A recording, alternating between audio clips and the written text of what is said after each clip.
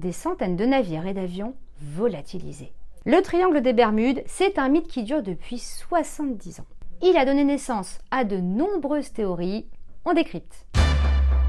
Qui n'a jamais entendu parler du tristement célèbre triangle des Bermudes? Cette zone géographique, elle se situe entre la Floride, Porto Rico et l'archipel des Bermudes. Et selon les études, sa superficie irait de 500 000 à 4 millions de kilomètres carrés. Sa particularité, de nombreuses embarcations maritimes et terrestres y disparaissent depuis les années 50 de façon très mystérieuse. D'ailleurs, pas plus tard qu'en janvier dernier, un bateau de plaisance a à nouveau disparu dans cette zone sans qu'on puisse le retrouver. Et voilà comment s'est créé le fameux mythe autour du triangle des Bermudes. Pour certains, il n'y a pas l'ombre d'un doute. Il y a forcément une explication à tout ça.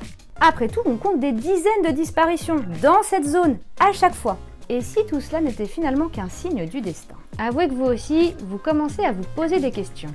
Et si c'était vrai? Et si tout était lié?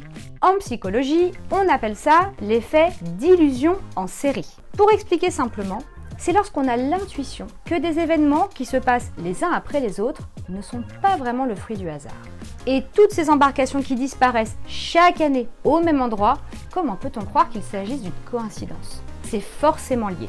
Pendant plusieurs années, des théories plus ou moins farfelues ont essayé de donner une explication à toute cette histoire du triangle des Bermudes. Certains parlent par exemple d'un piège tendu par les extraterrestres, et puis d'autres suggèrent qu'il s'agirait d'une porte qui mènerait vers une autre dimension. Et ces théories, elles sont très populaires. D'ailleurs, il s'est vendu des dizaines de millions d'ouvrages sur le sujet dans le monde entier. Aujourd'hui, grâce à des recherches scientifiques, de nouvelles pistes plus sérieuses sont étudiées. L'une des premières explications, c'est que la zone pourrait être touchée par des remontées de méthane souterrain. Ces émanations se font sous forme de poches et elles perturberaient la densité de l'eau et pourraient entraîner le naufrage d'un bateau qui passait par là au mauvais moment. Et d'ailleurs, une forte concentration de méthane dans l'air pourrait également entraîner des turbulences atmosphériques, donc des difficultés de navigation pour les avions.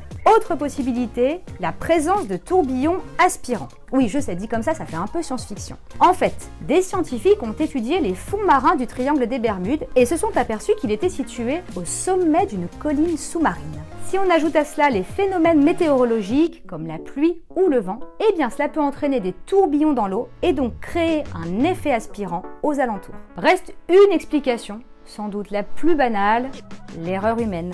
La zone est exposée à des phénomènes météo puissants, elle est très fréquentée et surtout, elle est immense.